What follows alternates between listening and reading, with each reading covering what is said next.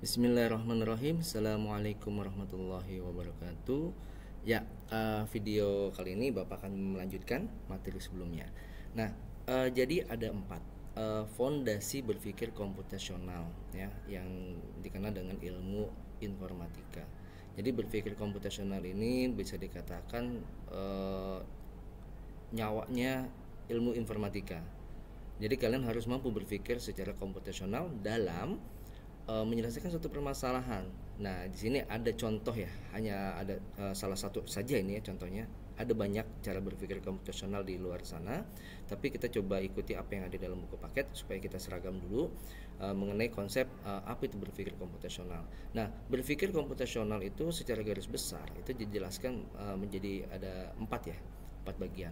Yang pertama adalah abstraksi, yang kedua algoritma, yang ketiga adalah dekomposisi, dan terakhir adalah pengenalan pola atau pattern ya, pola. Nah, dimulai dari langkah pertama yaitu abstraksi. Abstraksi adalah mencari bagian penting dari suatu permasalahan dan mengabaikan yang tidak penting sehingga memudahkan fokus kepada solusi. Tentunya gini, dalam suatu permasalahan biasanya kan melibatkan beberapa hal ya terkait dengan masalah tersebut. Nah, disinilah pada bagian abstraksi kita harus mampu memilah-milah mana yang kita akan fokus untuk kerjakan, mana yang tidak. Contoh, misalkan dalam waktu dekat kita akan melakukan ulangan online. Oke, nah ulangan online di situ kan banyak pelibatannya ya, yang dilibatkan dalam ujian online itu. Pertama, misalkan mulai dari siapa siswanya, mapelnya apa, dan soalnya apa, pilihan gandanya apa, opsinya apa, kemudian kunci jawabannya apa. Nah, tapi juga nanti ada, oh ya kalau ada siswa yang namanya salah itu bagaimana, kemudian kalau misalkan syaratnya itu untuk ulangan itu adalah apa dan lain sebagainya. Nah, tentunya kalian harus fokus ke tujuan utamanya, misalkan CBT ya, misalkan ulangan online, computer based test ya kan. Nah, berarti kita fokusnya apa?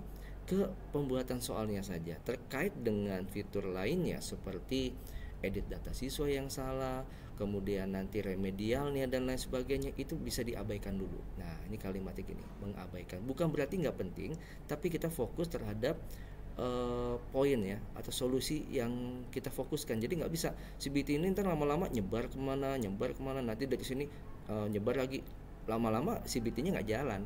Nah, oleh karena itu nanti ada mekanisme ya dalam pengembangan suatu aplikasi, ada analisa di awal ya, tentunya mungkin diawali dengan latar belakang, analisa bisnis proses ya, ada bisnis proses nanti, dan kemudian dekomposisi dan selanjutnya.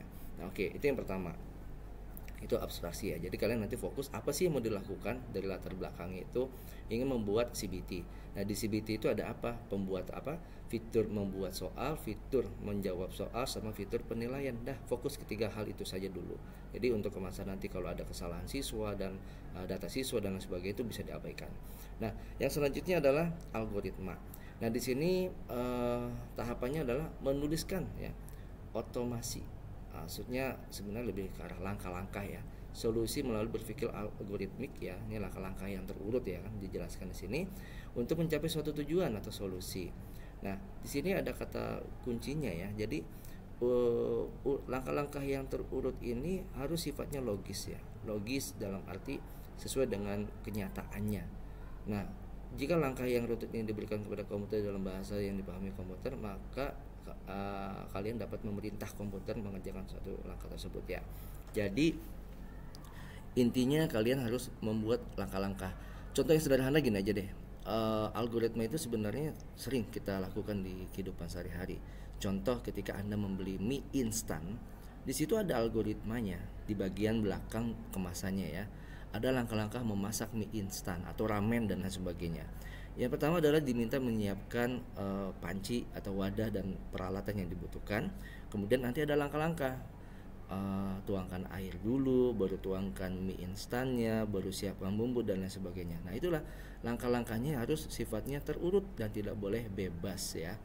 Andai kata memang ada langkah-langkah yang bebas, itu berarti terjadi percabangan dan memang sudah direncanakan dari awal sebagai opsi dalam suatu algoritma. intinya adalah algoritma urutan langkah-langkah logis dalam penyelesaian masalah. Jadi ada kata-kata logis di sana. Yang selanjutnya adalah dekomposisi ya. Jadi dekomposisi dan formalisasi persoalan itu tujuannya adalah supaya suatu solusi yang kita buat itu bisa cepat dan efisien serta optimal. Nah, disinilah puncaknya ya, dengan menggunakan komputer sebagai alat bantu. Nah, dekomposisi itu begini, kan kalau kita membuat soal itu kan tahapannya banyak ya. Misalkan kita masih fokus ke yang contoh tadi ya, CBT ya. Pertama adalah harus ada mapelnya, gurunya siapa pembuat soal, kemudian siapa lagi, jenis soalnya apa, pertanyaan, kalimat tanyanya apa, opsi jawabannya berapa, dan kemudian kunci jawaban, kemudian nilainya berapa. Nah, nanti dekomposisi itu fungsinya dari data ini yang ada seperti ini, nanti kalian dekomposisi menjadi beberapa tabel yang terpisah. Oh, ini berarti tabel pertama ada mencatat tentang pembagian tugas pembuatan soal oleh guru-guru atau oleh user. Kemudian di sini adalah tabel siapa saja siswa yang terdata atau terdaftar ke soal tersebut. Dan sini ada tabel lagi yang isinya apa? Aktivitas dari ulangan tersebut atas siswa tersebut. Nah, seperti ini. Jadi ketahuan, oh si A ini udah ngejawab soal ini, jawabannya apa dan lain sebagainya. Itu adalah dekomposisi.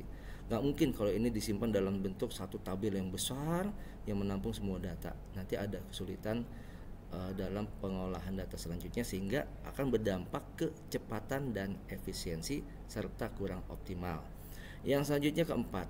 Nah, pengenalan pola persoalan, generalisasi secara serta mentransfer proses penyelesaian persoalan ke persoalan lain yang sejenis. Nah, ini tadi sebenarnya sudah include ya di dalam dekomposisi. Kalau ada pola yang sama, nanti kita bisa lakukan integrasi ya.